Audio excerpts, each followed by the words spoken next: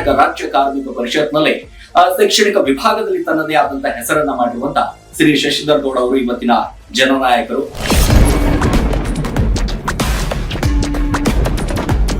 ಸಮಾಜ ಸೇವೆ ಮಾಡಬೇಕು, ಈ ಸಂಘಟನೆಯಲ್ಲಿ ಬರಬೇಕು ಅಂತ ಯಾಕೆ ಸರ್ ಅನ್ಸಿತ್ತು ನಿಮಗೆ? ಸರ್, ಇದೆಲ್ಲ ನಮ್ಮ ತಂದೆ ತಾಯಿ ಆಶೀರ್ವಾದ ಅಂತ ಹೇಳಕ್ ಇಷ್ಟಪಡ್ತೀನಿ. ಸಂಘಟನೆ ಅಂತ ಅಂದಾಗ ಸಾಕಷ್ಟು ಏಳುಗಳಿರುತ್ತೆ. ಪ್ರಪಂಚದಲ್ಲಿ ನಾನಿದ್ದಂಗೆ ನೀವಿಲ್ಲ, ನೀವಿದ್ದಂಗೆ ನಾನೇ. ಎಜುಕೇಶನ್ ಅನ್ನೋದು ಹೆಂಗಾಗೋಗ್ಬಿಟ್ಟಿದೆ ಅಂತಂದ್ರೆ ಬಿಸ್ನೆಸ್ ಆಗೋಗ್ಬಿಟ್ಟಿದೆ. 100% ನಿಜ. ಇವತ್ತು ಶಿಕ್ಷಣ ಸಂಸ್ಥೆಗಳು ಬಿಸ್ನೆಸ್ ಆಗಿದೆ. ತಾತನೋ ಮುತ್ತಾತನೋ ಯಾರೋ ಒಬ್ರು ಆಸ್ತಿ ಮಾಡಿ ಇಟ್ಟಿರ್ಬೇಕು, ಒಂದು ಸಮಾಜ ಸೇವೆ ಮಾಡಬೇಕು ಅನ್ಸುತ್ತೆ. ಯಾರು ಹೇಳ್ಕೊಂಡ್ ಬರ್ತಾರೆ, ಅವ್ರು ಯಾರು ನಮ್ಗೆ ದುಡ್ಡು ಕೊಡಲ್ಲ.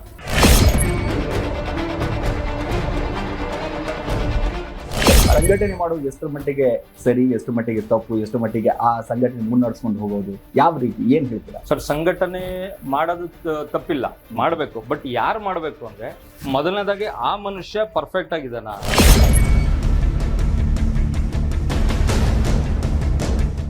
ಸರ್, ಅಲ್ಲಿಯೂ ಕೂಡ ಕೆಲಸ ಮಾಡ್ತಾ ಇದ್ರಲ್ಲ, ಸಂಘಟನೆಯಲ್ಲೂ ಕೂಡ ಒಂದಿಷ್ಟು ಕೆಲಸ. ಸರ್, ಇರೋದು ಒಂದೇ ಜೀವನ ಸರ್, ಈ ಒಂದೇ ಹೃದಯ, ಈ ಜೀವ ಒಂದೇ ಇರೋದು. ಇದೇನಾದ್ರು ಹೋಯ್ತು ಅಂದ್ರೆ ಮತ್ತೆ ಹುಡ್ತೀವನ ಯಾವುದೇ ನಂಬಿಕೆ ಇಲ್ಲ ಸರ್. ಶಶಿಧರ್ ಗೌಡ ಅವ್ರ ಪ್ರಕಾರ ಜೀವನ ಅಂತಂದ್ರೆ ಏನು? ತುಂಬಾ ದೊಡ್ಡದು ಅಂದ್ರೆ ತುಂಬಾ ದೊಡ್ಡದು, ಚಿಕ್ಕದು ಅಂದ್ರೆ ಚಿಕ್ಕದು ನಮ್ಮ ಆಲೋಚನೆ. ಹಿಂಗೆ ಅಂತಂದ್ರೆ ಇಲ್ಲ ನನ್ನ ಕೈಲಿ ಇದು ಆಗಂಗಿಲ್ಲ, ಯಾವತ್ತಾದ್ರು ಸೋತಿದ್ದು ಇಲ್ಲ, ಕಣ್ಣೀರು ಹಾಕಿದ್ದು ಯಾವತ್ತಾದ್ರು? ಒಂದ್ಸಲ ಅಲ್ಲ ಸರ್, 100 ಸಲ ಇದೆ.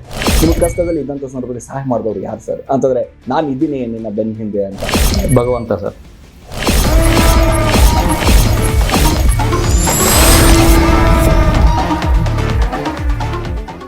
ಹಾಯ್, ಹಲೋ, ನಮಸ್ಕಾರ. ಪಬ್ಲಿಕ್ ಪಂಚ್ ನ ವಿಶೇಷ ಕಾರ್ಯಕ್ರಮಕ್ಕೆ ಸ್ವಾಗತ. ನಾನು ಸಿರಾಜ್ ಮಲ್ಲಿಕಾರ್.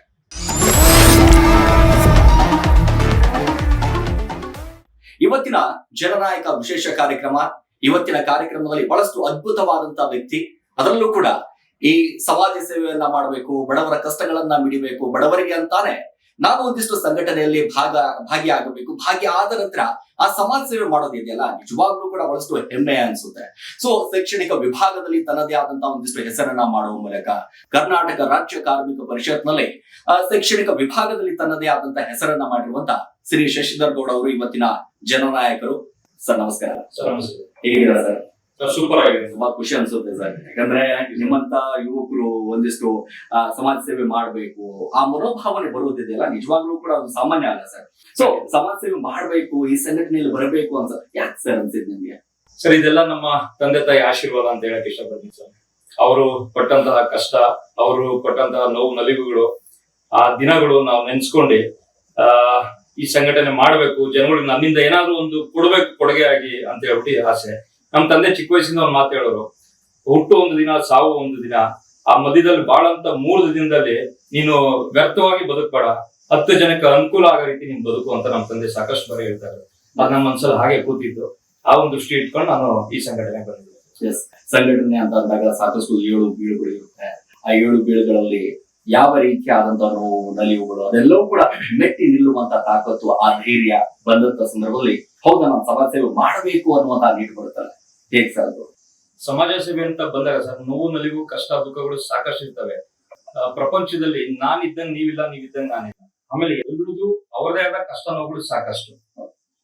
ಒಬ್ಬೊಬ್ರು ಒಂದು ಅದು ಏನಾಗುತ್ತೆ, ಅವರು ಒಬ್ಬೊಬ್ರು ಕ್ಯಾರೆಕ್ಟರ್ ಒಂದೊಂದ್ ತರ ಇರುತ್ತೆ. ಕೆಲವರು ತುಂಬಾ ನಮ್ಮನ್ನ ಪ್ರೀತಿಯಿಂದ ಸ್ವಾಗತಿಸಿ ನಮ್ಗೆ ಎಲ್ಲಾ ಈ ತರದ ಟ್ರೀಟ್ ಮಾಡ್ತಾರೆ. ಕೆಲವರು ರ್ಯಾಶ್ ಆಗಿ ಬಿಹೇವ್ ಮಾಡ್ತಾರೆ, ನೀನ್ ಯಾವನ ಏಕವಚನದ ಕೂಡ ಮಾತಾಡ್ತಾರೆ. ಸೊ ನಮ್ಗೆ ಅದು ಇಂಪಾರ್ಟೆಂಟ್ ಅಲ್ಲ.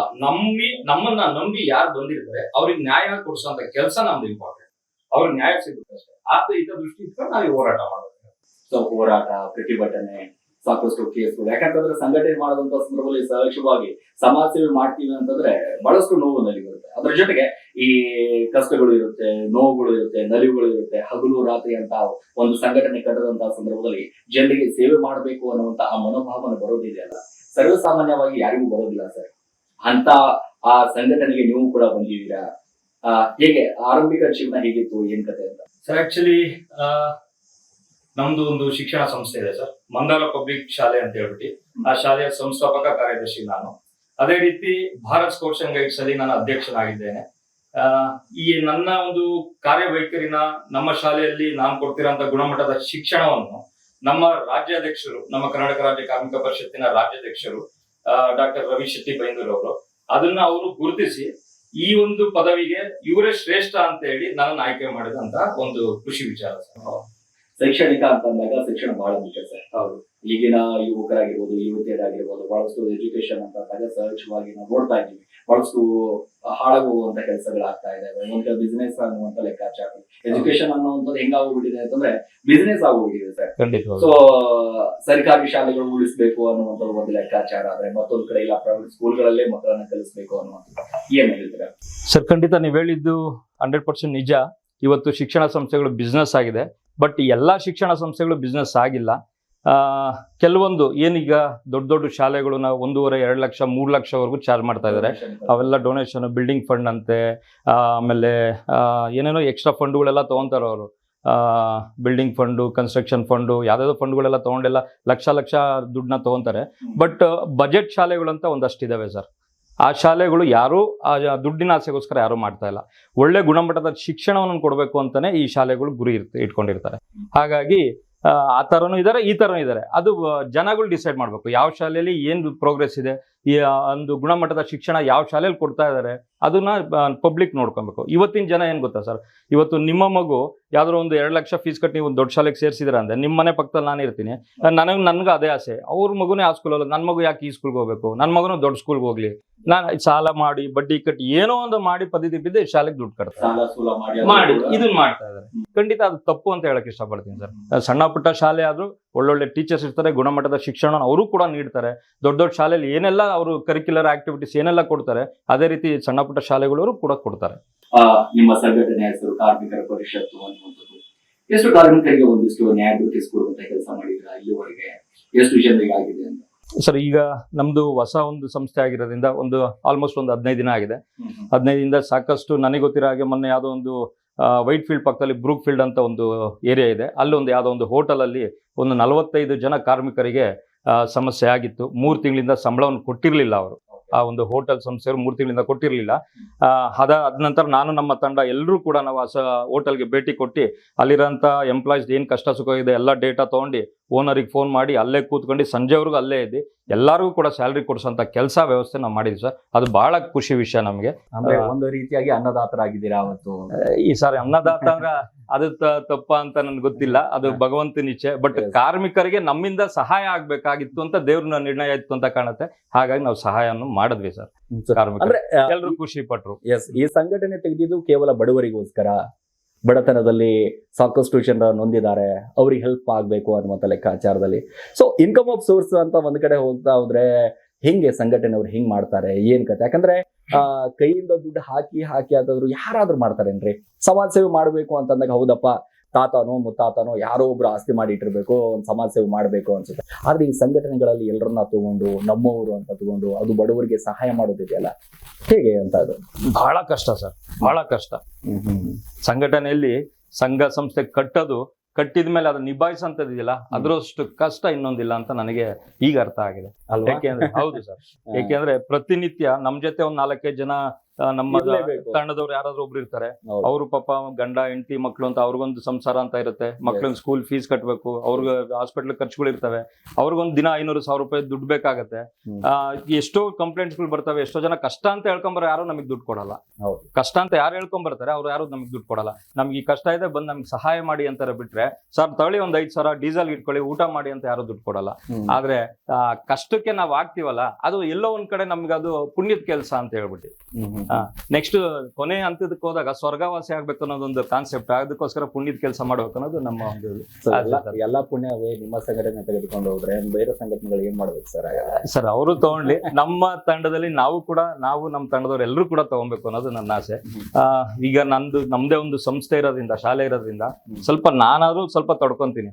ಹೋಗೋದು ಬರೋದಕ್ಕೆ ಸಣ್ಣ ಪುಟ್ಟ ಖರ್ಚು ವೆಚ್ಚಗಳು ತಡ್ಕೊಬಹುದು. ಆದ್ರೆ ಬೇರೆ ಸಂಘಟನೆಯವ್ರ ಪಾಪ ಏನು ಇರಲ್ಲ, ಅವರಿಗೆ ಕೆಲಸನೇ ಇರಲ್ಲ, ಅಂತವ್ರ ಸಂಘಗಳು ಕಟ್ತಾರಲ್ಲ ಅವ್ರಿಗೆ ತುಂಬಾ ಕಷ್ಟ ಇದೆ ಸರ್, ಬಹಳ ಕಷ್ಟ ಇದೆ. ಸಂಘಟನೆ ಮಾಡೋದು ಎಷ್ಟು ಮಟ್ಟಿಗೆ ಸರಿ, ಎಷ್ಟು ಮಟ್ಟಿಗೆ ತಪ್ಪು, ಎಷ್ಟು ಮಟ್ಟಿಗೆ ಆ ಸಂಘಟನೆ ಮುನ್ನಡೆಸ್ಕೊಂಡು ಹೋಗೋದು ಯಾವ ರೀತಿ, ಏನ್ ಹೇಳ್ತೀರಾ ಸರ್? ಸಂಘಟನೆ ಮಾಡೋದು ತಪ್ಪಿಲ್ಲ, ಮಾಡ್ಬೇಕು. ಬಟ್ ಯಾರು ಮಾಡ್ಬೇಕು ಅಂದ್ರೆ ಮೊದಲನೇದಾಗಿ ಆ ಮನುಷ್ಯ ಪರ್ಫೆಕ್ಟ್ ಆಗಿದಾನ ಎಲ್ಲದ್ರಲ್ಲೂ, ಅನುಕೂಲವಾಗಿ ಹಣ ಕಾಸಲ್ಲಾಗಿರ್ಬೋದು ಅಥವಾ ಆರೋಗ್ಯದಲ್ಲಾಗಿರ್ಬೋದು, ಪ್ರತಿ ಒಂದ್ರಲ್ಲೂ ಕರೆಕ್ಟ್ ಆಗಿದಾನ, ಫ್ಯಾಮಿಲಿಗೆ ಯಾವ್ದು ಟಾರ್ಚರ್ ಇಲ್ವಾ, ಹೆಂಡತಿ ಮಕ್ಳು ಚೆನ್ನಾಗಿದ್ರ, ಅಪ್ಪ ಅಮ್ಮ ಚೆನ್ನಾಗಿದ್ರ, ಅವನಿಗೆ ಎಬಿಲಿಟಿ ಇದೆ ಅನ್ನೋದಾದ್ರೆ ಸಂಘಟನೆ ಮಾಡ್ಬೋದು ಸರ್. ತುಂಬಾ ಬಡ ಕಾರ್ಮಿಕರು ನಾನೇನೋ ಒಂದು ಹೋರಾಟ ಮಾಡ್ತೀನಿ, ನಾನೊಂದು ಸಂಘ ಕಟ್ತೀನಿ ಅಂದ್ರೆ ಖಂಡಿತವಾಗ್ಲೂ ಕಷ್ಟ. ಅದನ್ನ ಕಟ್ಟಬಹುದು, ಬಟ್ ಬೆಳ್ಸಕ್ಕಾಗಲ್ಲ. ಸಂಘಟನೆ, ಹೊಸ ಸಂಘಟನೆ ಮಾಡಿದ್ರೆ ಬಹಳ ಅದ್ಭುತವಾಗಿ ಒಂದಿಷ್ಟು ಸಮಾಜ ಸೇವೆ ಮಾಡಬೇಕು ಅಂತಂದ್ರೆ ಸರ್ಕಾರಕ್ಕೆ ಏನಾದ್ರು ಅಪ್ರೋಚ್ ಮಾಡೋದಿದೆಯಾ? ನಮ್ಮ ಸಂಘಟನೆ ಈ ರೀತಿ ಆಗಿದೆ, ಸಮಾಜ ಸೇವೆ ಮಾಡ್ತಾ ಇದೆ. ಯಾಕಂದ್ರೆ ಜನಸೇವೆ ಮಾಡೋದ್ರ ಜೊತೆಗೆ ಅಧಿಕಾರ ಸೇರಿದಂತ ಸಂದರ್ಭದಲ್ಲಿ ಸಮಾಜ ಸೇವೆ ಮಾಡೋದು ಅದಕ್ಕೆ ಒಂದಿಷ್ಟು ವ್ಯಾಲ್ಯೂ ಬೇರೆ ಇರುತ್ತೆ. ಯಾಕಂತಂದ್ರೆ ಈಗ ಅಧಿಕಾರ ಇಲ್ಲಾರ್ದೆ ಸಮಾಜ ಸೇವೆ ಮಾಡೋದು ಯಾಕಂತಂದ್ರೆ ಯಾರಿಗೂ ಕೂಡ ಗೊತ್ತಾಗೋದಿಲ್ಲ. ಹೌದಪ್ಪ, ಈ ಒಂದು ಸಂಘಟನೆ ಇದೆ, ಸರ್ಕಾರವು ಕೂಡ ಒಂದಿಷ್ಟು ಹೆಲ್ಪ್ ಮಾಡಬೇಕು, ನಮಗೆ ಈ ರೀತಿಯಾಗಿ ಬಡವರಿಗೆ ನಾವು ಸಹಾಯ ಮಾಡ್ತಾ ಇದ್ದೀವಿ ಅಂತ ಈ ರೀತಿಯಾಗಿ ಏನಾದ್ರು ಅಪ್ರೋಚ್ ಮಾಡುವಂಥದ್ದು ರವಿ ಮಂದೂರ್ ಸರ್ ಆಗಿರ್ಬೋದು, ತಾವಾಗಿರ್ಬೋದು, ಹೋಗಿ ಏನಾದ್ರು ಮಾಡುವಂತ ನಮ್ಮ ರಾಜ್ಯಾಧ್ಯಕ್ಷರು ಮಾಡ್ತಾರೆ ಅಂತ ಕಾಣುತ್ತೆ ಸರ್. ನನಗೆ ಅದ್ರ ಬಗ್ಗೆ ಅಷ್ಟು ಮಾಹಿತಿ ಇಲ್ಲ. ನಾವು ಇಲ್ಲಿವರೆಗೂ ಯಾವತ್ತೂ ಯಾರ ಹತ್ರ ಹೋಗಿಲ್ಲ. ಬಟ್ ನಮ್ಗೆ ಇಲ್ಲಿವರೆಗೂ ನಮ್ಮ ಲೋಕಲ್ ಲೀಡರ್ಗಳು ಇರ್ಬೋದು, ಅವರು ನಾವಿದ್ದೀವಿ, ನೀವು ಮುಂದುವರಿಸಿ ಒಳ್ಳೆ ಕಾರ್ಯ ಮಾಡ್ತಾ ಇದ್ದೀರಾ ಅಂತ ನಮಗೆ ಬೆನ್ನು ತಟ್ಟಿದ್ದಾರೆ. ನಮ್ಮ ಕ್ಷೇತ್ರದ MLA ವಿಶ್ವನಾಥ್ ಅವರಾಗಿರ್ಬೋದು, ಅವರು ನಮ್ಗೆ ಬೆನ್ನು ತಟ್ಟಿದ್ದಾರೆ. ಒಳ್ಳೆ ಕೆಲಸ ಮಾಡ್ತಾ ಇದ್ದೀರಾ, ನೀವು ಮಾಡಿ, ನಾನು ಇದ್ದೀನಿ ಅನ್ನೋ ಅಂತ ಮಾತನ್ನು ಹೇಳಿದ್ದಾರೆ, ಧೈರ್ಯ ತುಂಬಿದ್ದಾರೆ. ಆ ಒಂದು ಧೈರ್ಯದ ಮೇಲೆ ನಾವು ಮಾಡ್ತಾ ಇದ್ದೀವಿ. ಸಂಘಟನೆ ಓಪನ್ ಆದಾಗ ಕರೆಸಿದ್ರಿ. ಹೌದು ಸರ್, ವಿಶ್ವಾಸ ವ್ಯಕ್ತಪಡಿಸಿದ್ರು. ಏನ್ ಹೇಳಿದ್ರು ಸರ್ ಅವರು? ಬಹಳ ಖುಷಿ ಪಟ್ರು ಸರ್. ಇಷ್ಟು ಚಿಕ್ಕ ವಯಸ್ಸಲ್ಲಿ ಇಷ್ಟೆಲ್ಲ ತಂಡಗಳನ್ನ ನೀವು ಕಟ್ಕೊಂಡು ಸಮಾಜ ಸೇವೆ ಮಾಡಕ್ಕೆ ನೀವು ಬಂದಿದ್ದೀರಲ್ಲ, ತುಂಬಾ ಖುಷಿ ಆಗ್ತಾ ಇದೆ ಅಂತ ತುಂಬಾ ಖುಷಿ ಪಟ್ರು ಅವರು. ಸಾಮಾನ್ಯವಾಗಿ ಯಾರು ಆಚೆ ಬರಲ್ಲ, ಎಲ್ಲರೂ ಇವತ್ತು ದುಡ್ಡು ಕಾಸು ಮಾಡೋಕ್ಕೋಸ್ಕರ ಆಚೆ ಬರ್ತಾರೆ. ನೀವೊಂದೇನೋ ಸಮಾಜ ಸೇವೆ ಮಾಡಬೇಕು, ಬಡವ್ರಿಗೆ ಅನುಕೂಲ ಮಾಡಬೇಕು ಅಂತಾನೆ ಬಂದಿದ್ದೀರಲ್ಲ, ಹಾಗಾಗಿ ಬಹಳ ಹೆಮ್ಮೆ ಆಗ್ತಾ ಇದೆ ನನಗೆ ಅಂತ ಹೇಳಿದ್ರು. ಖುಷಿ ಪಟ್ರು ಸರ್. ಯಾಕಂದ್ರೆ ಇವಾಗ ತಾನೇ ನೀವು ಹೇಳಿದ್ರಿ ಸರ್, ಸಂಘಟನೆ ಅಂತಾಗ ಸಹಜವಾಗಿ ಹಿಂಗಾಗೋಗ್ಬಿಟ್ಟಿದೆ ಅಂತಂದ್ರೆ, ಈಗ ಒಂದು ಸಂಘಟನೆ ಹುಡ್ಕೊಳ್ತಾ ಇದೆ ಅಂತಂದ್ರೆ, ಇಲ್ಲಪ್ಪ ದುಡ್ಡು ಮಾಡಕ್ಕೆ ಹೋಗ್ತಾ ಇದ್ದಾರೆ ಇವರು, ಆ ರೀತಿ ದುಡ್ಡು ಮಾಡಕ್ಕೆ ಇವ್ರು ಬ್ಲಾಕ್ ಮಾಡ್ತಾರೆ, ಆ ರೀತಿ ಹಂಗೆ ಅನ್ನುವಂತ ಒಂದಿಷ್ಟು ಮಾತುಗಳು ಸಹಜವಾಗಿ ನೀವು ಕೂಡ ಕೇಳಿರ್ತೀರಾ. ಬಟ್ ಈ ರೀತಿಯಾಗಿ ನಿಮ್ಮ ಸಂಘಟನೆ ಯಾವ ಹಾದಿಯಲ್ಲಿ, ಯಾವ ತತ್ವ ಸಿದ್ಧಾಂತಗಳ ಮೇಲೆ ನಿಮ್ಮ ಸಂಘಟನೆ ಹೋಗುತ್ತೆ ಅನ್ನುವಂಥದ್ದು? ಸರ್, ಖಂಡಿತವಾಗ್ಲೂ ನಾವು ಯಾವುದೇ ದುಡ್ಡಿಗೆ ಅಥವಾ ಇನ್ನೊಂದು ಮತ್ತೊಂದಕ್ಕೆ ನಾವು ಆಸೆ ಪಡೋ ಅಂತದಿಲ್ಲ ಸರ್. ಯಾವುದೇ ಮಾತಿಲ್ಲ. ನಾವು ಕಂಪ್ಲೀಟ್ ನಾವು ಕಾರ್ಮಿಕರಿಗೋಸ್ಕರ ಅಂತ ಬಂದಿರೋ ಅಂತದ್ದು. ನಾವು ಇಲ್ಲಿವರೆಗೂ ಕಾರ್ಮಿಕರಾಗೇ ಇದ್ದೀವಿ, ಅದಕ್ಕೋಸ್ಕರ ಕಾರ್ಮಿಕರಿಗೋಸ್ಕರನೇ ನಾವು ಈ ಸಂಸ್ಥೆ ಕಟ್ಟಿರೋ ಅಂತದ್ದು ಸರ್. ಬಡ ಜನಗಳಿಗೋಸ್ಕರ, ಅದರಲ್ಲೂ ಬಡ ಜನಗಳಿಗೆ ನಮ್ಮ ಕೈಲಾದಷ್ಟು ನಾವು ಸೇವೆ ಮಾಡಲೇಬೇಕು ಅಂತ ತೀರ್ಮಾನ ಮಾಡಿ ಬಂದಿರೋಂಥದ್ದು. ಓಕೆ ಸರ್, ಈಗ ಒಂದು ಕಡೆ ಗಮನಿಸ್ತಾ ಹೋದ್ರೆ ಶಶಿಧರ ಗೌಡ ಅವರ ಹಿನ್ನೆಲೆ ಏನು, ಯಾರು ಇವರು, ಮೂಲತಃ ಎಲ್ಲಿ ಅವರು? ಯಾಕಂದ್ರೆ ಈ ಒಂದು ಸಂಘಟನೆ ಆರಂಭ ಆಗ್ಬೇಕಾದಂತ ಸಂದರ್ಭದಲ್ಲಿ, ಶೈಕ್ಷಣಿಕ ವಿಭಾಗದಲ್ಲಿ ಇವರು ಬರಬೇಕಾದಂತ ಸಂದರ್ಭದಲ್ಲಿ ಇವರ ಹಿನ್ನೆಲೆ ಏನು ಅಂತ ಒಂದಿಷ್ಟು ಪರಿಚಯ ಮಾಡಕ್ ಹೋದ್ರೆ? ಅದ್ ಹೇಳಕ್ ಹೋದ್ರೆ ಒಂದ್ ದಿನ ಎಲ್ಲ ಬೇಕು ಅಂತ ಕಾಣುತ್ತೆ ಸರ್. ತುಂಬಾ ಬಹಳ ದೊಡ್ಡ ಸ್ಟೋರಿ. ಶೈಕ್ಷಣಿಕ ವಿಭಾಗ ಅಂತ ಬಂದಾಗ ನಮಗೂ ಅಂತ ಒಂದು ಒಳ್ಳೆ ಹೈಯರ್ ಎಜುಕೇಶನ್ ಸಿಗ್ಲಿಲ್ಲ. ಅವತ್ತಿನ ಪರಿಸ್ಥಿತಿ ಹೆಂಗಿತ್ತ ಅಥವಾ ಬಡತನ ಆ ತರ ಇತ್ತ ಗೊತ್ತಿಲ್ಲ. ನಾವು ಅಂತ ಎಜುಕೇಶನ್ ಮಾಡಲಿಲ್ಲ. ನಾನು ಓದಿರೋ ಅಂಥದ್ದು ITI, SLC ಆದ್ಮೇಲೆ ITI ಮುಗಿಸ್ಕೊಂಡೆ, ಅಷ್ಟೇ ಮಾಡಿದ್ದು. ಅದ ನಂತರ ಬಹಳ ಬಡಸ್ತನ ಅವತ್ತಿನ ಮಟ್ಟಿಗೆ ಹೇಗೆ ಅಂದ್ರೆ, ನಾವು ಪ್ರತಿಯೊಂದು ಏನು ಬಡ ಕಾರ್ಮಿಕರು ಏನೆಲ್ಲ ಕೆಲಸ ಮಾಡ್ತಾರೆ, ಒಂದು ಪೇಂಟ್ ಕೆಲಸ ಆಗಿರ್ಬೋದು, ಗಾರೆ ಕೆಲಸ ಆಗಿರ್ಬೋದು, ಅಥವಾ ಕ್ಯಾಬ್ ಓಡಿಸೋದಾಗಿರ್ಬೋದು, ಲಾರಿ ಓಡಿಸೋದಾಗಿ, ಜಲ್ಲಿ ಮರಳು ಹೊಡೆದಿರೋ ಅಂಥದ್ದಾಗಿರ್ಬೋದು, ಇದೆಲ್ಲನೂ ಕೂಡ ನಾನು ಆ ಕೆಲಸ ಮಾಡ್ಕೊಂಡು ನನ್ನ ಬಟ್ಟೆ ನನ್ನ ಊಟ ನಾನೇ ಹೊಂಚ್ಕೊಂಡು ನಾನು ಬೆಳೆದಂಥ ಹುಡುಗ ನಾನು. ಹಾಗಾಗಿ ತುಂಬಾ ಕಷ್ಟದಿಂದ ಬಂದಿದ್ದೀನಿ. ಇವತ್ತು ನಮ್ಮ ಶಾಲೆ ನಾನು ಕಟ್ಟಿದ್ದೀನಿ ಅಂದ್ರೆ, ಆ ಶಾಲೆಗೆ ಪ್ರತಿ ಜಲ್ಲಿ ಕಲ್ಲು ಮರಳು ಕೂಡ ನನ್ನ ಲಾರಿಯಲ್ಲಿ ನಾನೇ ಹೊಡೆದು ಕಟ್ಟಿರೋಂಥ ಶಾಲೆ ಅದು. ಶ್ರಮದಿಂದ ತುಂಬಾ ಶ್ರಮ ಪಟ್ಟು ಕಟ್ಟಿರೋಂಥ ಶಾಲೆ ಅದು. ಹಾಗಾಗಿ ಬಹಳ ಹೆಮ್ಮೆ ಅನ್ಸೋದಲ್ವಾ ಸರ್? ತುಂಬಾ ಹೆಮ್ಮೆ ಸರ್, ತುಂಬಾ ಹೆಮ್ಮೆ ಇದೆ ನನಗೆ. ಹಾಗಾಗಿ ಆ ಕಷ್ಟದಿಂದ ಬಂದಿರೋದ್ರಿಂದ ಬೇರೆಯವ್ರ ಕಷ್ಟ ನನಗೆ ಈಸಿಯಾಗಿ ಅರ್ಥ ಆಗತ್ತೆ. ತುಂಬಾ ಹಿಂಗನ್ನಷ್ಟಲ್ಲಿ ಬೇರೆಯವ್ರ ಕಷ್ಟ ಅರ್ಥ ಆಗತ್ತೆ ನನಗೆ. ಅದಕ್ಕೋಸ್ಕರ ಅವ್ರಿಗೆ ಆ ಕಷ್ಟಕ್ಕೆ ನಾನು ಬೇಗ ಏನಾದ್ರು ಒಂದು ನನ್ನ ಕೈಲಾದಷ್ಟು ನಾನು ಮಾಡ್ಬೇಕು ಅಂತ ಹೇಳಿ ಇವತ್ತು ನಮ್ಮ ಶಾಲೆಯಲ್ಲಿ ಸಾಕಷ್ಟು ಒಂದು 800 ಜನ ಮಕ್ಕಳಿದ್ದಾರೆ ಸರ್ ನಮ್ಮ ಶಾಲೆಯಲ್ಲಿ. 800 ಜನದಲ್ಲಿ ಅಷ್ಟು ಜನ ಪೇರೆಂಟ್ಸ್ಗೆ ಇವತ್ತು ಸಿಂಗಲ್ ಪೇರೆಂಟ್ ಚೈಲ್ಡ್ ಯಾರಾದ್ರೂ ಇದ್ರೆ, ಅಪ್ಪ ಅಥವಾ ಅಮ್ಮ ಇಲ್ಲ ಅಂದ್ರೆ 25% ಡಿಸ್ಕೌಂಟ್ ನಮ್ಮ ಶಾಲೆಯಿಂದನೇ ಕೊಡ್ತೀವಿ. ಆಮೇಲೆ ಯಾರೋ ತುಂಬಾ ಕಷ್ಟ ನನ್ನ ಕೈಯಲ್ಲಿ ಆಗದೇ ಇಲ್ಲ ಅಂದ್ರೆ ಅವ್ರಿಗೆ ಡಿಸ್ಕೌಂಟ್ ಕೊಡ್ತೀವಿ. ಅನಾಥ ಮಕ್ಳು ಯಾರಾದ್ರೂ ಇದ್ರೆ ಅವ್ರಿಗೆ ₹1 ಫೀಸೇ ತಗೊಳಲ್ಲ. ಅನಾಥ ಮಕ್ಳಿಗೆ ಫುಲ್ ಫ್ರೀ ಎಜುಕೇಶನ್ ಕೊಡ್ತೀವಿ. ಇನ್ನ ಅದು ಬಿಟ್ರೆ ಜನನಾಯಕ ಸರ್ ಖಂಡಿತ ನಮ್ಮ ಶಾಲೆಯಲ್ಲಿ ಏನ್ CBSE ದೊಡ್ಡ ಶಾಲೆಗಳಲ್ಲಿ ಏನೆಲ್ಲ ಕರಿಕ್ಯುಲಮ್ ಕೊಡ್ತಾರೆ ಅದೆಲ್ಲ ಇದೆ ಸರ್. ಆರ್ಟಿಫಿಷಿಯಲ್ ಇಂಟೆಲಿಜೆನ್ಸ್ ಆಗಿರ್ಬೋದು, ರೋಬೋಟಿಕ್ ಇನೋವೇಷನ್ ಆಗಿರ್ಬೋದು, karate, yoga, dance, abacus class, spoken English, computer class, science lab, ಪ್ರತಿಯೊಂದು ನಮ್ಮ ಶಾಲೆಯಲ್ಲಿ ಇಂಪ್ಲಿಮೆಂಟ್ ಮಾಡಿದೀವಿ. ನಮ್ಮ ಶಾಲೆ ಫೀಸ್ ಕೇಳಿದ್ರೆ ನೀವು ಆಶ್ಚರ್ಯ ಪಡ್ತೀರಾ ಸರ್. ವರ್ಷಕ್ಕೆ 25,000. ಯಾವುದೇ ಡೊನೇಷನ್ ತಗೊಳಲ್ಲ, ಫೌಂಡೇಶನ್ ತಗೊಳಲ್ಲ, ಯಾವ್ದು ತಗೊಳಲ್ಲ ಸರ್. 25,000 ಟ್ಯೂಷನ್ ಫೀಸ್ ತಗೊಂತೀವಿ ಅಷ್ಟೇ. ಅದ್ರ ಜೊತೆ ಇಷ್ಟೆಲ್ಲ ಕರಿಕ್ಯುಲಮ್ ಮಕ್ಳಿಗೆ ಕೊಡ್ತೀವಿ ನಾವು. ವರ್ಷಕ್ಕೆ ಬರೀ 25,000 ಸರ್. ನಮ್ಮ BBMP ಬ್ಯಾಂಗ್ಳೂರಲ್ಲಿ ತುಂಬಾ ಅತಿ ಕಡಿಮೆ ಬಜೆಟ್ ಶಾಲೆ ಅಂದ್ರೆ ನಂದೇ ಅಂತ ಕಾಣುತ್ತೆ. ಇದು ಸಮಾಜ ಸೇವೆ ಮಾಡೋ ಅಂತ ಉದ್ದೇಶಕ್ಕೆ ಮಾಡಿರೋಂಥದ್ದು. ನಿಜವಾಗ್ಲು ಸರ್. ಯಾಕಂತಂದ್ರೆ ಮಕ್ಕಳಿಗೆ ಎಜುಕೇಶನ್ ಕೊಡಬೇಕು ಅಂತ ಸಾಕಷ್ಟು ತಂದೆ ತಾಯಿಗಳು ಅಂತಂದ್ರೆ ಪ್ರತಿದಿನ ಆದ್ರೆ ಕಷ್ಟ ಪಡ್ತಿರ್ತಾರೆ. ಇಲ್ಲಪ್ಪ ನಾವು ಕಲ್ತಿಲ್ಲ ಅಂತಂದ್ರೆ ಏನಾಯ್ತು, ನಮ್ಮ ಮಕ್ಕಳು ಕಲಿಬೇಕು ಅನ್ನುವಂತ 100% ನಿಟ್ಟಿನಲ್ಲಿ ಸಿಕ್ಕಾಪಟ್ಟೆ ಕಷ್ಟ ಪಡ್ತಿರ್ತಾರೆ. ಆದ್ರೆ ಅಂತ ಎಲ್ಲದಕ್ಕೂ ಕೂಡ ಸಹಾಯ ಮಾಡ್ತಾ ಇರುವಂತದ್ದು ನಿಮ್ಮ ಶಾಲೆ, ಬಹಳ ಹೆಮ್ಮೆ ಅನ್ಸುತ್ತೆ ಸರ್. ನನ್ನ ಅದೇ ಉದ್ದೇಶ ಸರ್. ನಾನು ಚಿಕ್ಕ ವಯಸ್ಸಿಂದ ಏನ್ ಕಲಿಲ್ಲ, ಒಳ್ಳೆ ಹೈಯರ್ ಎಜುಕೇಶನ್ ಮಾಡಕ್ಕಾಗಲಿಲ್ಲ, ಒಂದು ಡ್ಯಾನ್ಸ್ ಕಲೀಲಿಲ್ಲ, ಒಂದು ಕರಾಟೆ ಕಲೀಲಿಲ್ಲ, ಯೋಗ ಕಲೀಲಿಲ್ಲ, ಏನೂ ಕಲ್ತಿಲ್ಲ ಸರ್ ನಾವು. ಒಂದು ಸ್ಪೋಕನ್ ಇಂಗ್ಲಿಷ್, ಕಂಪ್ಯೂಟರ್ ಕ್ಲಾಸ್ ಏನೂ ಕಲಿಯಕ್ಕೆ ನಮ್ಗೆ ಅವಕಾಶ ಸಿಗ್ಲಿಲ್ಲ. ನಾನು ಯಾವ್ದ್ರಲ್ಲೆಲ್ಲ ನನಗೆ ಅನ್ಯಾಯ ಆಗಿದೆ, ನಮ್ಮ ಶಾಲೆಯಲ್ಲಿ ಯಾವ ಮಕ್ಳಿಗೆ ಅನ್ಯಾಯ ಆಗಬಾರ್ದು, ಎಲ್ಲ ಮಕ್ಕಳು ಅದನ್ನ ಕಲಿಬೇಕು. ಅದು ನನ್ನ ಗುರಿ ಸರ್, ನಂದು ಗುರಿ ಅದು. ಹಂಗಾಗಿ ಬಡತನದಲ್ಲಿ ಬಂದವರಿಗೆ ಗೊತ್ತಾಗುತ್ತೆ ಸರ್, ಹೌದು, ಆ ಕಷ್ಟ ಅನುಭವಿಸಿ ಬಂದವರಿಗೆ ಗೊತ್ತಾಗುತ್ತೆ. ಯಾಕೆ ಅಂತಂದ್ರೆ ಆ ಒಂದು ಹೊತ್ತಿನ ತುತ್ತುಗೂ ಕೂಡ ಕಷ್ಟಪಟ್ಟಂತ ಸಂದರ್ಭದಲ್ಲಿ ನಿಜವಾಗ್ಲೂ ಕೂಡ ಹೆಂಗನ್ಸ್ಬಿಡುತ್ತೆ, ಯಪ್ಪ ನಾನು ಈ ರೀತಿ ಕಷ್ಟ ಪಡ್ತಾ ಇದ್ದೀನಿ, ಬೇರೆಯವರು ಕೂಡ ಕಷ್ಟ ಪಡಬಾರ್ದು ಅನ್ನುವಂತ ಆ ಮನೋಭಾವನೆ ಇದೆಯಲ್ಲ ಸರ್, ನಿಜವಾಗ್ಲೂ ಕೂಡ ಬಹಳ ಹೆಮ್ಮೆ ಅನ್ಸುತ್ತೆ ನಮ್ಗೆ. ಯಾಕಂದ್ರೆ ಇಂಥ ಮನೋಭಾವನೆ ಇರುವಂತ ವ್ಯಕ್ತಿ. ಯಾಕಂದ್ರೆ ಈಗಿನ ಕಾಲದಲ್ಲಿ ಬಹಳಷ್ಟು ಜನ ಇಲ್ಲಪ್ಪ ನಾವಾಯ್ತು, ನಮ್ಮವರಾಯ್ತು, ನಾವು ಚೆನ್ನಾಗಿದ್ರೆ ಸಾಕು, ನಾವು ದುಡ್ಡು ಮಾಡಿದ್ರೆ ಸಾಕು ಅನ್ನುವಂಥ ಲೆಕ್ಕಾಚಾರದಲ್ಲಿ ಇರಬೇಕಾದಂಥ ಸಂದರ್ಭದಲ್ಲಿ ಇಲ್ಲ, ನಮಗೋಸ್ಕರ ಬೇರೆಯವ್ರಿಗೂ ಕೂಡ ಒಂದಿಷ್ಟು ಸಹಾಯ ಮಾಡಿಕೊಂಡು ಜೀವನ ಮಾಡುವಂಥದ್ದು ಇದೆಯಲ್ಲ, ಬಹಳಷ್ಟು ಹೆಮ್ಮೆ ಅನ್ಸುತ್ತೆ. ಸರ್ ಅದಕ್ಕೆಲ್ಲ ಕಾರಣ ಕೋವಿಡ್ ಅಂತಾನೆ ಹೇಳ್ಬೋದು ಸರ್. ಕೋವಿಡ್ ಒಳ್ಳೆ ಪಾಠ ಕಲಿಸ್ತು ನಮಗೆ ಆ ಟೈಮಲ್ಲಿ. ಕೋವಿಡ್ ಅಲ್ಲಿ ಏನಾಯ್ತು, ನಮಗೆ ನಮ್ಮ ಎಲ್ಲಾ ಶಿಕ್ಷಣ ಸಂಸ್ಥೆಗಳು ಬಂದ್ ಆಗೋಯ್ತು, ಎಜುಕೇಶನ್ ಸಿಗಲಿಲ್ಲ. 23 ಜನ ಟೀಚರ್ಸ್ ಇದ್ರು, ಅವ್ರಿಗೆ ಸ್ಯಾಲ್ರಿ ಮಾಡಕ್ ಆಗ್ತಾ ಇರಲಿಲ್ಲ. ಲೋನ್ಗಳಿತ್ತು, 50-60 ಲಕ್ಷ ಲೋನ್ಗಳಿತ್ತು, ಬಿಲ್ಡಿಂಗ್ ಲೋನ್ ಕಟ್ಟಕ್ಕಾಗಲಿಲ್ಲ, ಬಿಲ್ಡಿಂಗ್ ಎಲ್ಲ ಹರಾಜಿಗೆ ಬಂದ್ಬಿಟ್ಟಿದ್ವಿ, ಬ್ಯಾಂಕ್ ಸಿಜಿ ಬಂದಿತ್ತು. ಹಾಗಾಗಿ ಅಂತ ಟೈಮಲ್ಲೂ ಕೂಡ ಅಲ್ಲಿ ನಮ್ಮ ಭಾಗದಲ್ಲಿ ಏನಾಯ್ತು, ಎಲ್ಲ ಬಡ ಮಕ್ಳುಗಳೇ ಜಾಸ್ತಿ, ಬಡ ವರ್ಗದ ಜನಗಳು ಜಾಸ್ತಿ. ಆಟೋ ಓಡಿಸೋ ಅಂಥವ್ರು, ಕ್ಯಾಬ್ ಏನೋ ತರಕಾರಿ ವ್ಯಾಪಾರ ಮಾಡೋ ಅಂಥವ್ರು, ಈ ಥರದವರೇ ಜಾಸ್ತಿ. ಸಾಫ್ಟ್ವೇರ್ ಕಂಪ್ನಿಯವ್ರು ಯಾರು ಇಲ್ಲ ಅಲ್ಲಿ, ಸಣ್ಣ ಪುಟ್ಟ ಉದ್ಯೋಗ ಮಾಡ್ಕೊಂಡಿರೋ ಅಂಥವ್ರೆಲ್ಲ ನೆಲ ಕಚ್ಬಿಟ್ರು ಕಂಪ್ಲೀಟ್. ಬಂದು ಹತ್ಕೊಂಡು ಸುರ್ಕೊಂಡು ಸಿಕ್ಕಾಪಟ್ಟೆ ಬೇಡ್ಕೊಡ್ತಾ ಇದ್ರು. ಇರೋದು 25,000, ಅದ್ರಲ್ಲಿ 10,000 ಕಟ್ಟೋರು ಕಮ್ಮಿ ಸರ್, ಅಷ್ಟು ನನ್ನ ಕೈಲಿ ಆಗಲ್ಲ ಅಂತ ಹೇಳಿ ಅವತ್ತು ಆ ನರಕ, ಆ 2 ವರ್ಷ ನರಕ ಲೈಫ್ ಪೂರ್ತಿ ಪಾಠ ಕಲಿಸ್ತಾರೆ. ಇನ್ನು 10 ಜನ್ಮಕ್ಕಾಗೋಷ್ಟು ಪಾಠ ಕಲಿಸಿದೆ ನಮಗೆ. ಹಾಗಾಗಿ ಏನೋ ಒಂದು ಸೇವಾ ಮನೋಭಾವ ಇಟ್ಕೊಂಡೇ ಮಾಡ್ಬೇಕು ಅಂತೇಳಿ ನಿರ್ಧಾರ ಮಾಡ್ಬಿಟ್ಟಿದ್ದೀನಿ ಕಂಪ್ಲೀಟ್.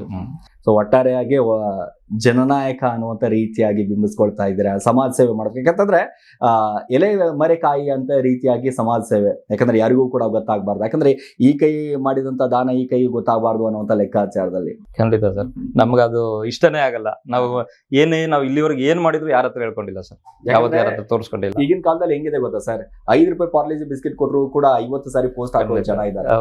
ನೋಡಿರ್ತೀರಾ ನೀವು ಸೋಷಿಯಲ್ ಮೀಡಿಯಾ. ಇಡೀ ನಮ್ಮ ಶಾಲೆ ಕ್ಯಾಂಪಸ್ ಸುತ್ತು ಎಲ್ಲೂ ನಂದೊಂದು ಫೋಟೋನು ಸಿಗಲ್ಲ ಸರ್ ನಿಮಗೆ. ಇಡೀ ನಮ್ಮ ಕ್ಯಾಂಪಸ್ ಫುಲ್ ಒಂದು ಫೋಟೋ ನಂದು ಸಿಗಲ್ಲ. ಆ ರೀತಿ ನಾನು ಕೆಲಸ ಮಾಡ್ತಾ ಇದ್ದೀನಿ ಶಾಲೆಯಲ್ಲಿ. ಇವತ್ತು ನಮ್ಮ ಸ್ಟಾಫ್ಗಳಿಗೆಲ್ಲ ನಾನು ಹೇಳೋದು ಇಷ್ಟೇ, ಇವತ್ತು ನೀವು ಟೀಚರ್ ಆಗಿ ಕೆಲಸ ಮಾಡ್ತಾ ಇದ್ದೀರಾ, ನಾನು ಇನ್ನೊಂದು ಜಾಗದಲ್ಲಿ ಕೂತ್ಕೊಂಡು ನಾನು ಕೂಡ ಕೆಲಸ ಮಾಡ್ತಾ ಇದ್ದೀನಿ ಅಷ್ಟೇನೆ. ನಾನು ಓನರ್ ಅಲ್ಲ, ನಾನು ಇಲ್ಲೊಬ್ಬ ಕೆಲಸಗಾರ ಅಂತಾನೆ ಹೇಳಿ ಎಲ್ಲ ಒಂದು ಒಗ್ಗಟ್ಟಾಗಿ ಒಳ್ಳೆ ಟೀಮ್ ಇದೆ ಸರ್ ನಮ್ಮ ಸ್ಕೂಲಲ್ಲಿ. ಟೀಚಿಂಗ್ ಸ್ಟಾಫ್ ಆಗಿರ್ಬೋದು, ನಾನ್ ಟೀಚಿಂಗ್ ಸ್ಟಾಫ್ ಆಗಿರ್ಬೋದು, ಪ್ರತಿಯೊಬ್ಬರು ತುಂಬಾ ಅದ್ಭುತವಾಗಿದ್ದಾರೆ. ತಮ್ಮದೇ ಆದ ಒಂದು ಸ್ವಂತ ಶಾಲೆ ಅಂತ ಅವ್ರು ಕೆಲಸ ಮಾಡ್ತಾರೆ ಸರ್, ಅದು ಹೆಮ್ಮೆ ಇದೆ. ಅದನ್ನ ಹೇಳ್ತಾರ ಯಥಾ ರಾಜ ತಥಾ ಪ್ರಜಾ, ಆ ರೀತಿ ನಮ್ಮ ಶಾಲೆಯಲ್ಲಿ ಇರೋಂಥದ್ದಾಗಿದೆ. ಅಲ್ಲಿಯೂ ಕೂಡ ಕೆಲಸ ಮಾಡ್ತಾ ಇದ್ರಲ್ಲ, ಸಂಘಟನೆಯಲ್ಲೂ ಕೂಡ ಒಂದಿಷ್ಟು ಕೆಲಸ. ಏನ್ ಸರ್ ಎಲ್ಲಿ ನೋಡಿದ್ರು ಕೂಡ ಬ್ಯುಸಿ ಆಗಿಬಿಟ್ಟಿದ್ರಲ್ಲ ಸರ್. ಇರೋದು ಒಂದೇ ಜೀವನ ಸರ್, ಈ ಒಂದೇ ಹೃದಯ, ಈ ಜೀವ ಒಂದೇ ಇರೋದು. ಇದೇನಾದ್ರು ಹೋಯ್ತು ಅಂದ್ರೆ ಮತ್ತೆ ಹುಡ್ತೀವನ ಯಾವ್ದೇ ನಂಬಿಕೆ ಇಲ್ಲ ಸರ್. ಈಗ ಇದೊಂದು ಲೈಫ್ ಅಲ್ಲಿ ಏನಾದ್ರು ಒಂದು ಸಾಧಿಸಿ ಸಮಾಜಕ್ಕೆ ಏನಾದ್ರು ಒಂದು ಕೊಡುಗೆ ಕೊಡ್ಬೇಕು ಅನ್ನೋ ಉದ್ದೇಶ ಸರ್. ಶಶಿಧರ್ ಗೌಡ ಅವ್ರ ಪ್ರಕಾರ ಜೀವನ ಅಂತಂದ್ರೆ ಏನು? ನಾವು ನಮ್ಮ ಆಲೋಚನೆ ಬಿಟ್ಟಿದೆ ಸರ್. ತುಂಬಾ ದೊಡ್ಡದು ಅಂದ್ರೆ ತುಂಬಾ ದೊಡ್ಡದು, ಚಿಕ್ಕದು ಅಂದ್ರೆ ಚಿಕ್ಕದು ನಮ್ಮ ಆಲೋಚನೆ. ಬಟ್ ನಮ್ಮ ಇವಾಗ ದೇವ್ರನ್ನ ನಾವು ಯಾವ್ದೋ ಒಂದು ಕಲ್ಲನ್ನ ತಂದು ಇಟ್ಬಿಟ್ಟು ಹೂವು ಹಾರ ಹಾಕಿ ಹೋಮ ಮಂತ್ರಗಳು ಹಾಕಿ ಏನೋ ಪುಣ್ಯ ಎಲ್ಲ ಮಾಡಿಸಿ ಪೂಜೆ ಅಂತ ಮಾಡ್ತೀವಿ. ಆ ಕಲ್ಲಲ್ಲಿ ದೇವ್ರು ಇದೇನಾ ಸರ್? ದೇವ್ರು ಇರ್ತಾರ ಆ ಕಲ್ಲಲ್ಲಿ? ಅದು ನಮ್ಮ ನಂಬಿಕೆ. ಬಟ್ ನಾನ್ ನಂಬೋದು ನಮ್ಮಲ್ಲಿ ದೇವ್ರಿದ್ದಾರೆ ಸರ್, ನಮ್ಮ ದೇಹದಲ್ಲಿ ದೇವ್ರಿದ್ದಾರೆ. ನಾವು ನಮ್ಮ ಮಾತು, ನಮ್ಮ ಯೋಚನೆ, ನಾವು ಮಾಡುವಂತ ಕೆಲಸ, ಆಡುವಂತ ಮಾತುಗಳು, ಅಥವಾ ನಾವು ಮಾಡುವಂತ ದಾನ ಧರ್ಮ, ನಾವು ಜನಗಳ ಜೊತೆ ಬರೆಯುವಂತ ರೀತಿ, ಇದ್ರಲ್ಲಿ ದೇವ್ರಿದ್ದಾನೆ ಸರ್. ಅದನ್ನ ನಾನು ನಂಬಿದ್ದೀನಿ ಸರ್. ಯಾವತ್ತಾದ್ರೂ ಕೂಡ ಶಶಿಧರ್ ಅವರು ಹಿಂಗೆ ಅಂತಂದ್ರೆ ಇಲ್ಲ ನನ್ನ ಕೈಲಿ ಇದು ಆಗಂಗಿಲ್ಲ, ಯಾವತ್ತಾದ್ರೂ ಸೋತಿದ್ದು ಇಲ್ಲ, ಕಣ್ಣೀರ್ ಹಾಕಿದ್ದು ಯಾವತ್ತಾದ್ರೂ? ಸರ್ ಒಂದ್ಸಲ ಅಲ್ಲ ಸರ್, 100 ಸಲ ಇದೆ. ಒಂದು ಸಲ ಅಲ್ಲ, 100 ಸಲ ಇದೆ. ಮನೇಲಿ ಗೊತ್ತಾದ್ರೆ ಹೆಂಡತಿ ಮುಂದೆ ಮರ್ಯಾದೆ ಹೋಗುತ್ತೆ ಅಂತ ಹೇಳಿ ಬಾತ್ರೂಮ್ ಅಲ್ಲಿ ಹೋಗಿ ಹೇಳೋಂಥದ್ದು ಸಾಕಷ್ಟು ಮಾಡಿದೀವಿ. ಸ್ನಾನ ಮಾಡ್ಬೇಕಾದ್ರೆ ಹೇಳೋಂಥದ್ದು ಸಾಕಷ್ಟು ಆಗಿದೆ. ಎಷ್ಟೋ ಸಲ 4-5 ಸಲ ಸೂಸೈಡ್ ಅಟೆಂಪ್ಟ್ ಕೂಡ ಮಾಡ್ಕೊಬೇಕು ಅಂತ ನಿರ್ಧಾರ ತಗೊಂಡು ಅದು ಕೂಡ ಟ್ರೈ ಮಾಡಿದೀವಿ. ಏನೋ ಭಗವಂತನಿಗೆ ಇನ್ನು ಉಳಿಸ್ಕೊಬೇಕು ಅನ್ನೋ ಆಸೆ ಇತ್ತು ಅಂತ ಕಾಣುತ್ತೆ, ಅದಕ್ಕೋಸ್ಕರ ಉಳಿಸ್ಕೊಂಡಿದ್ದಾರೆ ಅಷ್ಟೇ. ಸಾಕಷ್ಟು ನೋವು ಪಟ್ಟಿದೀವಿ, ಸಾಕಷ್ಟಿದೆ. ಒಂದ್ಸಲ 100 ಸಲ ಇದೆ. ಕಣ್ಣೀರು, ಆ ಜೀವನ, ಆ ಕಷ್ಟ ಸಿಕ್ಕಾಪಟ್ಟೆ ನೋಡ್ಬಿಟ್ಟಿದ್ದೀರಾ. ಸಿಕ್ಕಾಪಟ್ಟೆ ಸರ್, ಹೇಳಿದ್ನಲ್ಲ ಸರ್, ಇನ್ನೂ 10 ಜನ್ಮಕ್ಕಾಗೋಷ್ಟು ಬುದ್ಧಿ ಈ ಜನ್ಮದಲ್ಲಿ ಕಲ್ತಿದೀವಿ ಸರ್ ನಾವು. ಅಷ್ಟು ನಾವು ಕಷ್ಟಗಳು ಪಟ್ಟಿದ್ವಿ. ಸೊ ಈಗ ಸಹಾಯ ಮಾಡೋದು ಬಹಳಷ್ಟು, ಯಾಕಂತಂದ್ರೆ ಇದು ಸಂಘಟನೆ ಎಲ್ಲವೂ ಕೂಡ ಹೊರತುಪಡಿಸಿದ್ರೆ ಸಹಾಯ ಮಾಡ್ತೀವಿ, ಒಂದಿಷ್ಟು ಸಹಾಯ ಮಾಡಿದಂತ ಸಂದರ್ಭದಲ್ಲಿ ಅದೇ ವ್ಯಕ್ತಿಗಳು ನಮಗೆ ವಾಪಸ್ ಸಹಾಯ ಮಾಡೋದಿಲ್ಲ. ನಾವು ಕಷ್ಟದಲ್ಲಿ ಇದ್ದಂತ ಸಂದರ್ಭದಲ್ಲಿ, ನಿಮ್ಗೆ ಕಷ್ಟದಲ್ಲಿ ಇದ್ದಂತ ಸಂದರ್ಭದಲ್ಲಿ ಸಹಾಯ ಮಾಡಿದವ್ರು ಯಾರು ಸರ್ ಅಂತಂದ್ರೆ, ನಾನು ಇದ್ದೀನಿ ನಿನ್ನ ಬೆನ್ನ ಹಿಂದೆ ಅಂತ? ಭಗವಂತ ಸರ್, ಭಗವಂತ ಬಿಟ್ಟರೆ? ಭಗವಂತ ಒಬ್ನೇ. ಅದು ಬಿಟ್ಟರೆ ನನ್ನ ಹೆಂಡತಿ ಭವ್ಯ ಅಂತ ಹೇಳಿ ವೈಫ್, ಅವರೊಬ್ರೆ ಸರ್. ನನ್ನ ಜೊತೆ ನಿಂತು ನಾನು ಇದ್ದೀನಿ, ಏನೂ ಆಗಲ್ಲ ಅಂತೇಳಿ ಧೈರ್ಯ ಕೊಟ್ಟವ್ರು ಅವರೇ, ನನ್ನ ಕಾಪಾಡಿದವರು ಅವರೇ ಅಂತ ಹೇಳ್ಬೋದು. ಭಗವಂತ, ಅದು ಬಿಟ್ಟರೆ ನನ್ನ ಹೆಂಡತಿ, ನಾನು ಇದ್ದೀನಿ ಅಂತ. ಹೇಗಿದೆ ಸರ್ ಫ್ಯಾಮಿಲಿ ಇವಾಗ? ಫ್ಯಾಮಿಲಿ ತುಂಬಾ ಚೆನ್ನಾಗಿದ್ದಾರೆ ಸರ್. ಅವ್ರಿಗೆ ಇವತ್ತಿನವ್ರಿಗೆ ಯಾವುದೇ ಕೊರತೆ ಇಲ್ದಂಗೆ ನಾನು ನೋಡ್ಕೊಂಡಿದ್ದೀನಿ. ಮದುವೆ ಆಗಿ 15 ವರ್ಷ ಆಯ್ತು, 2 ಮಕ್ಳಿದ್ದಾರೆ. ಫ್ಯಾಮಿಲಿ ತುಂಬಾ ಚೆನ್ನಾಗಿ ನೋಡ್ಕೊತೀನಿ, ಅದೇನು ಸಮಸ್ಯೆ ಇಲ್ಲ. ಬಟ್ ನನಗೆ ಧೈರ್ಯ ಕೊಟ್ಟು ನನ್ನ ಇದು ಕಾಪಾಡಿದವರು ನನ್ನ ವೈಫ್. ಏಕೆಂದ್ರೆ ಮನುಷ್ಯ ಕಷ್ಟದಲ್ಲಿದ್ದಾಗ ಯಾರೋ ಒಬ್ರು ಬೆಂತಟ್ಟವ್ರು ಇರ್ಬೇಕು ಸರ್. ಅದು ಯಾರನ್ನ ಆಗಿರ್ಬೋದು, ನಾನು ಇದ್ದೀನಿ ಅನ್ನೋ ಒಂದು ಮಾತು ಹೇಳ್ತಾರಲ್ಲ ಸರ್, ಆ ಮಾತಿನ ಮೇಲೆ ಮನುಷ್ಯ ಮೇಲ್ಕ್ ಬಂದ್ಬಿಡ್ತಾನೆ ಸರ್. ನಾನು ಇದ್ದೀನಿ ಅನ್ನೋ ಒಂದು ಮಾತು ಬೇಕು. ಅದನ್ನ ಕೊಡೋ ಅಂತವ್ರು ಒಬ್ರು ಇವತ್ತಿನ ದಿನ ಇಲ್ಲ ಸರ್. ನಾನು ಇದ್ದೀನಿ ಅನ್ನೋ ಮಾತು ಈ ಒಂದು ತಂದೆ ತಾಯಿಗಳು ತುಂಬಾ ಕಮ್ಮಿ ಆಗ್ಬಿಟ್ಟಿದ್ದಾರೆ. ತುಂಬಾ ಕಮ್ಮಿ ಏನೋ ಅವರ ಎಕ್ಸ್ಪೆಕ್ಟೇಷನ್ ಬೇರೆ ಇರುತ್ತೆ, ನಮ್ದು ಗುರಿಗಳು ಬೇರೆ ಇರುತ್ತೆ. ಆ ಒಂದು ಎಲ್ಲೋ ಮಿಸ್ಟೇಕ್ ಆಗ್ಬಿಟ್ಟು ಅವರು ಕೂಡ ನ್ಯೂಟ್ಲ್ ಆಗ್ಬಿಡ್ತಾರೆ ನಮ್ಮಿಂದ. ಸೊ ಅಂತ ಪರಿಸ್ಥಿತಿಗಳು ಸಾಕಷ್ಟು ಫೇಸ್ ಮಾಡಿದೀವಿ. ತುಂಬಾ ಕಷ್ಟ ಅನುಭವಿಸಿದ್ವಿ ಸರ್. ಸೊ ಅದೆಲ್ಲವೂ ಕೂಡ ಮೆಟ್ಟಿ ನಿಂತು ಇವತ್ತು ಈ ಹಂತಕ್ಕೆ ಬಂದಿದ್ದೀರಾ, ಎಷ್ಟು ಹೆಮ್ಮೆ ಅನ್ಸುತ್ತೆ ಸರ್? ಇವತ್ತು ತುಂಬಾ ಹೆಮ್ಮೆ ಆಗುತ್ತೆ. ಬಟ್ ಇನ್ನು ನಂದು ಸಾಕಷ್ಟು ಕೆಲಸಗಳು ಬಾಕಿ ಇದೆ ಅನ್ನೋದು ನನಗೆ ಇನ್ನು ಮಂದಟ್ಟಾಗ್ತದೆ ಸರ್. ಇನ್ನು ಜವಾಬ್ದಾರಿ ಕೆಲಸಗಳು ಸಾಕಷ್ಟಿದೆ. ಯಾಕೆಂದ್ರೆ ಅದು ಭಗವಂತ ಪ್ರೇರೇಪಣೆ ಕೊಟ್ಟಿದ್ದಾನೆ ನನಗೆ. ನಾನು ಏನೆಲ್ಲ ಮಾಡ್ಬೇಕು ಅಂತ ಆಲ್ರೆಡಿ ಲಿಸ್ಟ್ ಕೊಟ್ಬಿಟ್ಟಿದ್ದಾನೆ. ಅದೆಲ್ಲ ಮಾಡಿನೇ ಇಲ್ಲಿಂದ ಜಾಗ ಖಾಲಿ ಮಾಡ್ಬೇಕು ಅನ್ನೋದೊಂದು ಮನಸ್ಸಲ್ಲಿದೆ ಸರ್. ಇನ್ನು ತುಂಬಾ ಇದೆ. ಸಂಘಟನೆ ಜೊತೆಗೆ ಬಹಳಷ್ಟು ಜವಾಬ್ದಾರಿ, ದೊಡ್ಡ ಜವಾಬ್ದಾರಿ, ಶೈಕ್ಷಣಿಕ ಜವಾಬ್ದಾರಿ ಅಂತಂದ್ರೆ ಅದು ಸರ್ವೇ ಸಾಮಾನ್ಯ ಸಣ್ಣ ಜವಾಬ್ದಾರಿ ಅಲ್ಲ. ಆ ಜವಾಬ್ದಾರಿಯನ್ನು ಯಾವ ರೀತಿಯಾಗಿ ನಿಭಾಯಿಸ್ತೀರಾ ಅಂತ ಸರ್? ಮೊದಲನೇದಾಗಿ ಈಗ ಹೇಳ್ಬೇಕು ಅಂದ್ರೆ, ನಮ್ಮ ಕರ್ನಾಟಕ ರಾಜ್ಯ ಕಾರ್ಮಿಕ ಪರಿಷತ್ನ ರಾಜ್ಯಾಧ್ಯಕ್ಷ ನಮ್ಮ ಡಾಕ್ಟರ್ ಬೈಂದೂರು ಶೆಟ್ಟಿ ಅವರು, ರವಿ ಬೈಂದೂರು ಶೆಟ್ಟಿ ಬೈಂದೂರು ಅವರು ನನಗೆ ಈ ಒಂದು ತುಂಬಾ ದೊಡ್ಡ ಮಟ್ಟದ ಒಂದು ಸ್ಥಾನ ಅಂತ ಹೇಳ್ಬೋದು, ಶೈಕ್ಷಣಿಕ ವರ್ಗ ಅಂತ ಅಂದ್ರೆ. ಅದನ್ನ ನನ್ನ ಮೇಲೆ ನಂಬಿಕೆ ಇಟ್ಟು ಕೊಟ್ಟಿದ್ದಾರೆ ಅವರು. ಯಾಕೆ ಕೊಟ್ಟರು ಅಂತ ಅಂದ್ರೆ, ನನಗೆ ಈ ಒಂದು ಶಿಕ್ಷಣ ಸಂಸ್ಥೆಯಲ್ಲಿ 10 ವರ್ಷದಿಂದ ನನಗೆ ಅನುಭವ ಇದೆ. 10 ವರ್ಷದಿಂದ ಅನುಭವ ಇದೆ. ನನಗೆ ಸಾಮಾಜಿಕ ಕಳಕಳಿ ಇದೆ. ಒಂದು ಸರ್ಕಾರಿ ಶಾಲೆ ಆಗಿರ್ಬೋದು ಅಥವಾ ಖಾಸಗಿ ಶಾಲೆ ಆಗಿರ್ಬೋದು, ಅಲ್ಲಿರುವಂತಹ ಮಕ್ಕಳಾಗಿರ್ಬೋದು ಅಥವಾ ಶಿಕ್ಷಕ ವೃಂದದವರಾಗಿರ್ಬೋದು, ಸಿಬ್ಬಂದಿ ವರ್ಗದವರಾಗಿರ್ಬೋದು, ಪೋಷಕ ವೃಂದದವರಾಗಿರ್ಬೋದು, ಇವರೆಲ್ಲರ ಬಗ್ಗೆ ಸಾಕಷ್ಟು ಕಾಳಜಿ ಇದೆ. ಎಲ್ಲ ಕಡೆ ನಾನು ಸರ್ವೆ ಮಾಡ್ತಾ ಇರ್ತೀನಿ. ಎಲ್ಲ ಕಡೆ, ಈವನ್ ಸರ್ಕಾರಿ ಶಾಲೆಗಳು ಬಿಡಲ್ಲ, ಅಲ್ಲೂ ಒಡನಾಟ ಇಟ್ಕೊಂಡಿದ್ದೀನಿ ನಾನು. ಎಲ್ಲ ಅಲ್ಲಿರೋಂಥ ಟೀಚರ್ಸ್ಗಳು ಅಲ್ಲೂ ಒಡನಾಟ ಇಟ್ಕೊಂಡಿದ್ದೀನಿ. ನಮ್ಮ ಇಲಾಖೆಯಲ್ಲಿ DDP ಆಂಜಿನಪ್ಪ ಅವರು ಇದ್ದಾರೆ, ಬಹಳ ಒಳ್ಳೆ ಆಫೀಸರ್. ಅವ್ರು ನಮಗೆ ತುಂಬಾ ಸಪೋರ್ಟ್ ಮಾಡ್ತಾರೆ. ಅಂಥವ್ರ ಒಡನಾಟ ಚೆನ್ನಾಗಿದೆ. BO ಆದಂಥ ತಾರಕನಾಥ್ ಇದ್ದಾರೆ, ಅವರು ತುಂಬಾ ಒಳ್ಳೆ ಆಫೀಸರ್ಸ್ ನಮಗೆ. ಅವರು ಶಿಕ್ಷಣಕ್ಕೆ ತುಂಬಾ ಮಹತ್ವದ ಒಂದು ಒತ್ತನ್ನು ಕೊಡ್ತಾರೆ ಅವರು. ಅಂಥವರೆಲ್ಲ ತುಂಬಾ ನನಗೆ ಹೇಗಿದ್ದಾರೆ ಅಂದ್ರೆ ತುಂಬಾ ಕ್ಲೋಸ್ ಇದ್ದಾರೆ. ಅವರ ಒಂದು ವಿಶ್ವಾಸ ಗಳಿಸಿದ್ದೀನಿ ನನ್ನ ಪುಣ್ಯ. ಅವರ ಒಂದು ನನಗೆ ಒಂದು ಹೆಲ್ಪ್ ತಗೊಂಡು ಅವ್ರ ಹತ್ರ ಏನಾದರೂ ಒಂದು ಮಿಸ್ಟೇಕ್ ಇದ್ರೆ, ಅಣ್ಣ ಇದೇನು ಮಾಡ್ಬೋದು ಸರ್, ಇದೇನು ಮಾಡ್ಬೋದು ಅಂತ ಕೇಳ್ಕೊಂಡು ನಾನು ಒಂದು ಅದನ್ನ ಸಾರ್ಟ್ ಔಟ್ ಮಾಡ್ಕೊತಿದ್ದೀನಿ ಸರ್. ಹಾಗಾಗಿ ನನಗೆ ಅನುಭವ ಇರೋದ್ರಿಂದ ನಮ್ಮ ರಾಜ್ಯಾಧ್ಯಕ್ಷರು ಕೊಟ್ಟಿದ್ದಾರೆ ಆ ಸ್ಥಾನನ. ತುಂಬಾ ಜವಾಬ್ದಾರಿ ಸ್ಥಾನ ಅದು. ಅವರ ಏನು ಎಕ್ಸ್ಪೆಕ್ಟೇಷನ್ ಇಟ್ಕೊಂಡು ನನಗೆ ಕೊಟ್ಟಿದ್ದಾರೆ, ಅದನ್ನ 100% ನಾನು ನಿಭಾಯಿಸ್ತೀನಿ ಸರ್. ಖಂಡಿತ ನಿಭಾಯಿಸ್ತೀನಿ. ನನ್ನದೇ ಆದ ಒಂದು ವರ್ಗ ಇದೆ, ಬೆಲ್ಟ್ ಇದೆ. ಸುಮಾರು ಹೆಚ್ಚು ಕಮ್ಮಿ ಒಂದು 50ರಿಂದ 100 ಶಾಲೆ ಸಂಸ್ಥಾಪಕರು ನನ್ನ ಫ್ರೆಂಡ್ಸ್ಗಳು. ಸೊ ಎಲ್ಲರ ಹೆಲ್ಪ್ ಚೆನ್ನಾಗಿದೆ ನನಗೆ. ಸೊ ಅವ್ರ ಒಡನಾಟದ ಜೊತೆಗೆ ನಾನು ಇದೆಲ್ಲ ನಿಭಾಯಿಸ್ತೀನಿ. ಓಕೆ ಸರ್, ಕೊನೆಯದಾಗಿ ನಿಮ್ಮ ಸಂಘಟನೆ ಬಗ್ಗೆ ಯಾವ್ಯಾವ ರೀತಿಯಾಗಿ ಪ್ಲಾನ್ ಮಾಡ್ಕೊಂಡಿದ್ದಾರೆ, ಏನ್ ಕತೆ, ಕೊನೆಯದಾಗಿ ಏನ್ ಹೇಳಕ್ ಬಯಸ್ತಾರೆ? ನಮ್ಮ ಕರ್ನಾಟಕ ರಾಜ್ಯ ಕಾರ್ಮಿಕ ಪರಿಷತ್ ವತಿಯಿಂದ ಮೊದಲನೇದಾಗಿ ಇಲ್ಲಿಗೆ ಬಂದಂತಹ ಬಡ ಜನಗಳಿಗೆ ಯಾರಿಗೂ ಒಬ್ರಿಗೂ ಕೂಡ ಅನ್ಯಾಯ ಆಗಬಾರ್ದು, ಯಾರು ಕೂಡ ನೊಂದು ಆಚೆ ಹೋಗ್ಬಾರ್ದು, ಕಣ್ಣಲ್ಲಿ ನೀರು ಹಾಕೊಂಡು ಆಚೆ ಹೋಗ್ಬಾರ್ದು. ಅದು ನನ್ನ ಮೊದಲನೇ ಗುರಿ. ಅವ್ರ ಕಷ್ಟ ನಮ್ ಕೈ ನಿಭಾಯಿಸಕ್ ಆಗಿಲ್ಲ ಅಂದ್ರೂ ಪರವಾಗಿಲ್ಲ, ಬಟ್ ಅವ್ರು ಇಲ್ಲಿಂದ ಹತ್ಕೊಂಡು ನಮಗೆ ಶಾಪ ಹಾಕಂತ ಕೆಲ್ಸಗಳು ಆಗ್ಬಾರ್ದು, ಹತ್ಕೊಂಡು ಹೋಗಂತ ಕೆಲಸ ಆಗ್ಬಾರ್ದು. ದುಡ್ಡು ನಾವು ಯಾವತ್ತೂ ಕೇಳಲ್ಲ, ಬೇಕು ಅಂತ ಯಾವತ್ತೂ ಕೇಳಲ್ಲ. ಅವ್ರ ಪ್ರೀತಿಯಿಂದ ನೀವು ಕಷ್ಟಪಟ್ಟಿದ್ರೆ ತಗೊಳ್ಳಿ, 1000 ಡೀಸೆಲ್ ಹಾಕ್ಸ್ಕೊಳ್ಳಿ ಅಂದ್ರೆ ತೊಂದರೆ ಇಲ್ಲ. ಬಟ್ ನಾವು ಕೇಳಿ ಕಿರುಕುಳ ಕೊಡೋ ಅಂಥದ್ದೆಲ್ಲ ನಾವು ಮಾಡಲ್ಲ. ಹೆಚ್ಚಿನ ಮಟ್ಟದಲ್ಲಿ ಎಲ್ಲರಿಗೂ ನಾವು ಕಾರ್ಮಿಕರಿಗಾಗಿರ್ಬೋದು ಅಥವಾ ಶೈಕ್ಷಣಿಕ ಕ್ಷೇತ್ರಕ್ಕಾಗಿರ್ಬೋದು, ಪ್ರತಿಯೊಬ್ಬರಿಗೂ ನಾವು ಒಂದು ಒಳ್ಳೆ ರೀತಿಯಲ್ಲಿ ಅವರಿಗೆ ಸಹಾಯ ಮಾಡುವಂತ ಒಂದು ಆಲೋಚನೆ ಇಟ್ಕೊಂಡಿದ್ದೀವಿ ಸರ್. ಎಲ್ಲ ರೀತಿಯಲ್ಲಿ ನಮ್ಮನ್ನ ನಂಬಿ ಬಂದವರಿಗೆ ಖಂಡಿತವಾಗ್ಲೂ ಸಹಾಯ ಮಾಡಲೇಬೇಕು ಅನ್ನೋದು ನಮ್ಮ ಉದ್ದೇಶ. Okay sir, thank you sir, thank you so much sir. ಒಳ್ಳೆ ಅದ್ಭುತವಾಗಿ ತುಂಬಾ ನಿಮ್ಮ ಸಂಘಟನೆ ಬಗ್ಗೆ ಆಗಿರ್ಬೋದು, ವೈಯಕ್ತಿಕ ಜೀವನದ ಬಗ್ಗೆ ಆಗಿರ್ಬೋದು, ಬಹಳ ಅದ್ಭುತವಾಗಿ ಮಾತಾಡಿದ್ರೆ. ನಿಮ್ಮ ಅಮೂಲ್ಯವಾದಂತಹ ಸಮಯವನ್ನು ಕೊಟ್ಟಿದ್ದಕ್ಕೆ ತುಂಬಾ ಥ್ಯಾಂಕ್ಸ್. ಎಸ್ ನೋಡಿದ್ರಲ್ಲ, ಶಶಿಧರ್ ಗೌಡ್ರು ಬಹಳ ಅದ್ಭುತವಾಗಿ ಮಾತಾಡಿದ್ರು. ತುಂಬ ಖುಷಿ ವಿಚಾರ. ಯಾಕೆಂದರೆ ಶೈಕ್ಷಣಿಕ ವಿಚಾರ ಅಂತ ಅಂದಾಗ ನಿಜವಾಗ್ಲೂ ಕೂಡ ಒಂದು ಸಂಘಟನೆಯನ್ನು ತೆಗೆದುಕೊಂಡು ಹೋಗೋದಿದೆಯಲ್ಲ, ಸರ್ವೇ ಸಾಮಾನ್ಯವಾಗಿ ಒಬ್ಬ ವ್ಯಕ್ತಿ ಫಿನಿಕ್ಸ್ನಂತೆ ಎದ್ದು ಬಂದು ಸಾಕಷ್ಟು ನೋವು ನಲಿವುಗಳು, ಯಾಕಂದರೆ ಬಡತನದಿಂದ ಬಂದು ಬಡವರು ಯಾರೂ ಕೂಡ ತೊಂದರೆಗೆ ಒಳಗಾಗಬಾರ್ದು, ಅವರ ಬೆನ್ನೆಲುಬಾಗಿ ನಿಲ್ಲಬೇಕು, ಬಡವರ ಬಂಧು ಆಗಬೇಕು ಅನ್ನುವಂಥ ಮನಸ್ಥಿತಿ ಇದೆಯಲ್ಲ, ನಿಜವಾಗ್ಲೂ ಕೂಡ ಅದು ಬಹಳಷ್ಟು ಹೆಮ್ಮೆ. ಬಹಳಷ್ಟು ಜನರಿಗೆ ಬರೋದಿಲ್ಲ, ಆದರೆ ಕೆಲವೊಂದಿಷ್ಟು ಜನರು ಬಂದರೂ ಕೂಡ ಅದನ್ನು ತೋರಿಸ್ಕೊಳ್ಳೋದಿಲ್ಲ. ಆದರೆ ಕೆಲವೊಂದಿಷ್ಟು ಜನ ಇಲ್ಲ, ಇದು ನಮ್ಮವರು, ನಾವು ಮಾಡಲೇಬೇಕು, ಸಮಾಜ ಸೇವೆ ಮಾಡಲೇಬೇಕು ಅನ್ನುವಂಥ ನಿಟ್ಟಿನಲ್ಲಿ ಇದೀಗ ಶಶಿಧರ್ ಗೌಡರು ಬಂದಿದ್ದಾರೆ. ಅವರ ಸಂಘಟನೆಯೂ ಕೂಡ ಒಳ್ಳೆಯದಾಗಲಿ, ಬಹಳಷ್ಟು ಅದ್ಭುತವಾಗಿ ಅವರ ಸಂಘಟನೆ ಮುನ್ನಡೆಯಲಿ ಅನ್ನೋದೇ ನಮ್ಮ ಆಶಯ. ನಮಸ್ಕಾರ.